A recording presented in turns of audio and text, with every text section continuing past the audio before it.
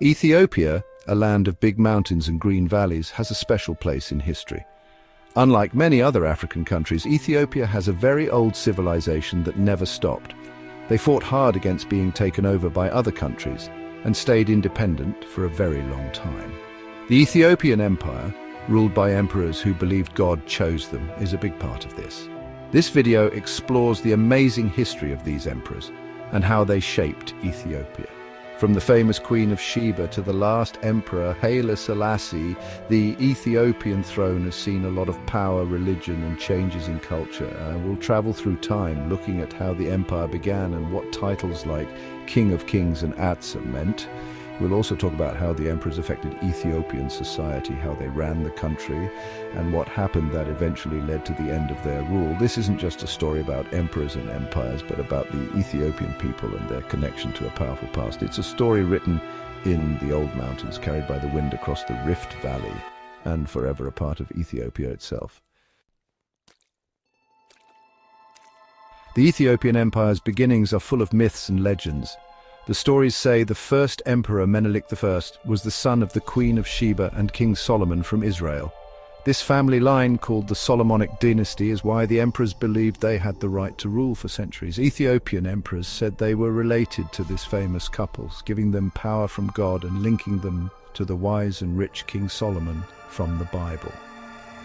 Saying they were related to Solomon was very important for the Ethiopian emperors. It meant that God had chosen them to rule, making them more important than other kings. They were seen as both political and religious leaders, with their power coming directly from God. The Ethiopian Orthodox Church, a very important part of the empire, helped spread this idea. Religious events always showed how special the emperor was as God's representative on earth. This close relationship between the church and the government made the emperor very powerful and shaped how the rulers and the people interacted for many years. But the Solomonic dynasty wasn't just a story. It helped unite a diverse and sometimes divided land. The emperor, as a descendant of Solomon and Sheba, brought different ethnic groups and regions together. He became a symbol of Ethiopia's shared history and its special future. The title King of Kings, or Nagusa Nagast in the old Ge'ez language, showed how much power the Ethiopian emperors had. This important title, similar to old Persian rulers, meant the emperor was more powerful than all the other kings and nobles. It showed how much control he had and how big his empire was. But the emperor's power wasn't just about titles. He was the head of the army, in charge of protecting the empire and keeping peace. He controlled trade, collected taxes, and decided what was right and wrong. His decisions affected millions of people, and his influence was everywhere in Ethiopian society. However, his power wasn't unlimited. Traditions, customs, and powerful nobles and religious leaders also had influence. He listened to his advisors, balancing his own goals with the needs of his people.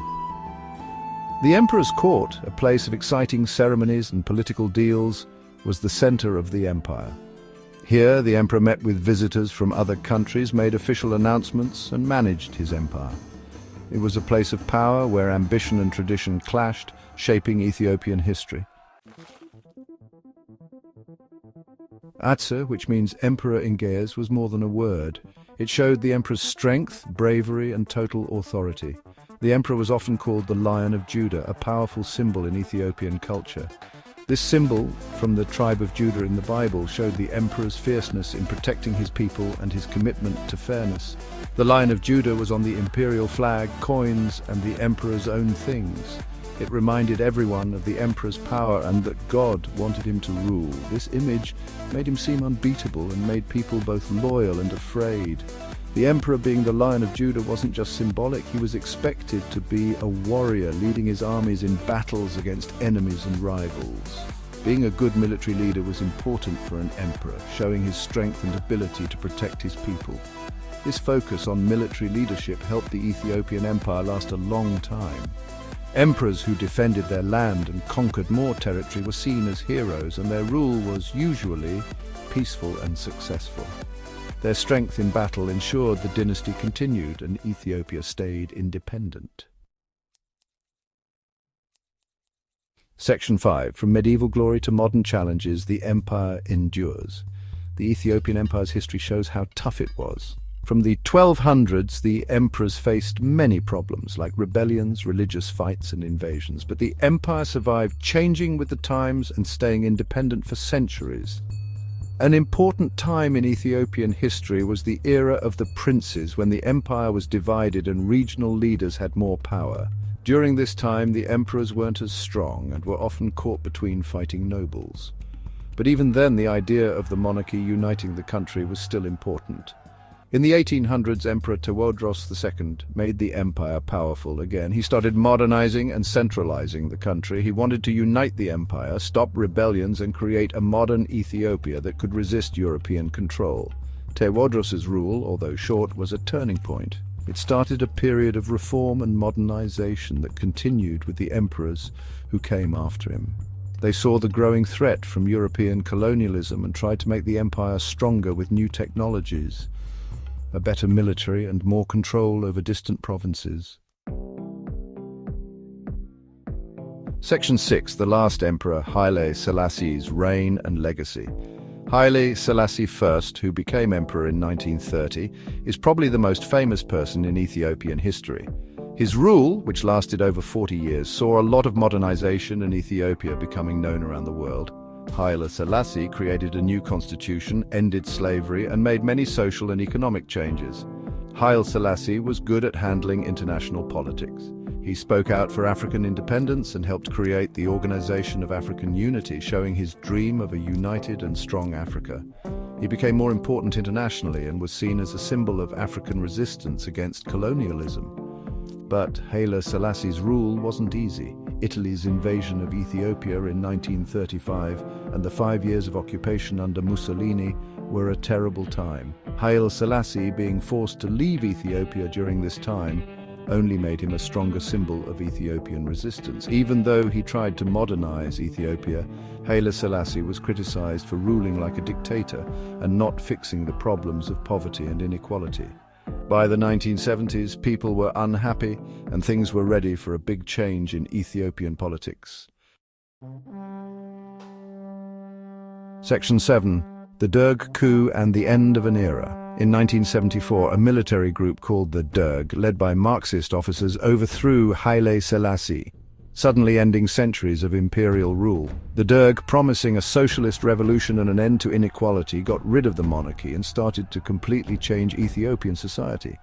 But the Derg's rule was a cruel and oppressive time. The country suffered years of political repression, economic problems, and civil war. The Derg's policies, often very violent, killed thousands and forced millions from their homes. The end of the monarchy was a huge change for Ethiopia. It broke the nation's connection to its imperial past and started a time of uncertainty and upheaval. The old system that had shaped Ethiopia for centuries was gone, replaced by a revolutionary government that wanted to remake the nation. The Derg failed to create equality and prosperity. Instead, it left a legacy of violence, trauma, and economic ruin that still affects Ethiopia today. Section 8. The Legacy of the Emperors. A complex tapestry. What the emperors left behind is complicated. On one hand, they ruled a long-lasting dynasty, resisted colonization, and kept Ethiopia independent. They supported art and culture, leading to beautiful religious buildings, literature, and traditional music.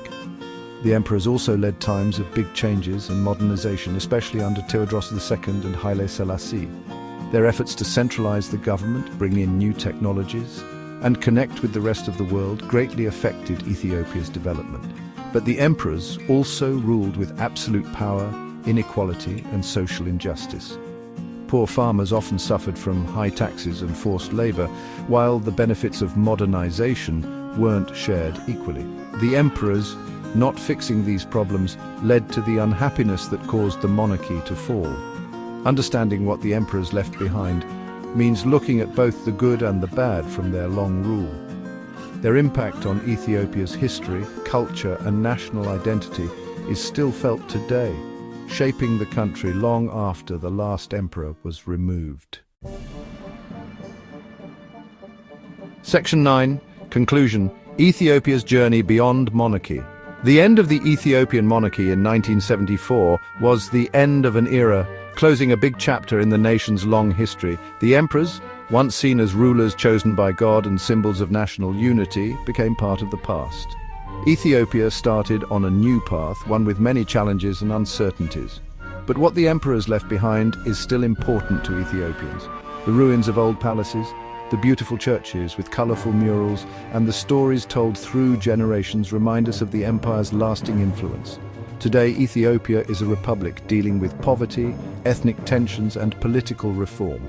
But the spirit of independence and resilience from the Ethiopian empire is still there. The nation is creating a new identity, using its rich history while looking forward to the future. The story of the Ethiopian emperors isn't just a historical fact. It shows the power of tradition, the complexities of leadership, and the strength of the human spirit when facing hardship. It's a story that still matters today, teaching us valuable lessons about Ethiopia's past, present, and future.